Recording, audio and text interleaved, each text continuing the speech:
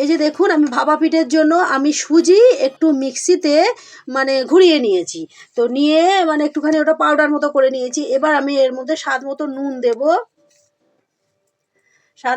দেব, আর আমি দিয়ে দেবো 2 চামচে চিনি। তো দিয়ে এটাকে আমি দুধ দিয়ে এটাকে আমি ব্যাটারটাকে গুলে আর 5 মিনিটের মতো রেস্টে রাখবো।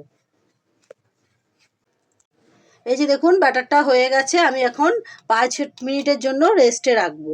তো চলুন ভাপা পিঠের জন্য আমি নারকেলের একটা পুর বানিয়ে নেবো। তো এই যে দেখুন কত নারকেল কোড়াগুলো ওর মধ্যে দেব। এই যে আমি দেখুন নারকেলগুলো দিয়ে দিচ্ছি, দিয়ে এটা আমি নেড়ে চেড়ে একটু ভালো করে নেড়ে চেড়ে পুরটা, এই যে দেখুন নারকেলের পুরটা হয়ে গেছে। এই যে ব্যাটারটা দেখুন 5 মিনিটের ওপরে হয়ে গেছে। তো এবার আমি এর মধ্যে দিয়ে দেবো 1 চামচে বেকিং পাউডার, এটাকে ভালো করে আঁকিয়ে নেবো। দেখুন ব্যাটারটা কি, তার উপরে আমি এই যে ব্রাশ দিয়ে একটু তেল লাগিয়ে দেবো সব কটাতে। এই যে এবার দেখুন ব্যাটারটা আমি পুরোটা ভরে দেবো না, কারণ নারকেলটা দিতে হবে তো পুরটা। তো এরকম করে এই যে এবার নারকেলগুলো এরকম করে করে ওর ভেতরে এরকম করে ঢুকিয়ে দেবো। দেখুন এই যে দেখুন সবগুলোতে আমার নারকেল দেওয়া হয়ে গেছে। এবার আমি আবার ব্যাটারগুলো দিয়ে এটা ভরে দেবো এইরকম। এই যে দেখুন সবগুলোকে আমি ভরে দিয়েছি, দিয়ে এবার আমি ঢাকা দিয়ে দেবো।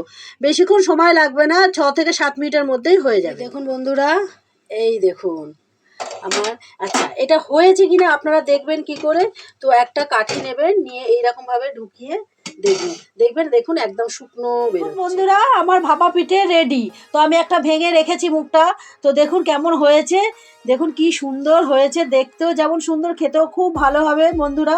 তো আপনারা বাড়িতে ট্রাই করবেন, আর যদি ভালো লাগে তো একটা লাইক অবশ্যই করে দেবেন, আর কমেন্টসে জানাবেন কেমন হয়েছে আমার পিঠেটা।